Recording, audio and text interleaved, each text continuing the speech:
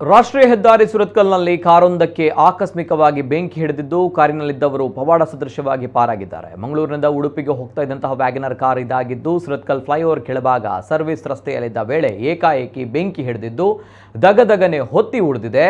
ಕೂಡಲೇ ಸ್ಥಳೀಯರು ಅಗ್ನಿಶಾಮಕ ದಳಕ್ಕೆ ಕರೆ ಮಾಡಿದ್ದಾರೆ. ತಕ್ಷಣ ಕದ್ರಿ ಅಗ್ನಿಶಾಮಕ ದಳ ಅಲ್ಲಿಗೆ ತೆರಳಿ ಬೆಂಕಿಯನ್ನು ನಂದಿಸಿದ್ದಾರೆ. ಶಾರ್ಟ್ ಸರ್ಕ್ಯೂಟ್ನಿಂದಾಗಿ ಬೆಂಕಿ ಹಿಡಿದಿರುವಂತಹ ಶಂಕೆ ವ್ಯಕ್ತವಾಗಿದೆ.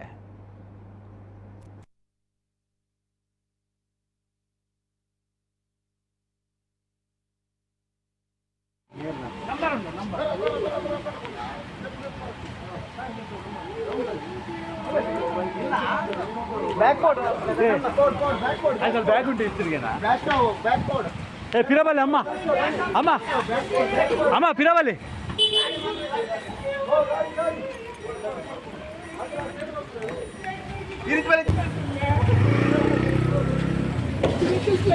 इंचवल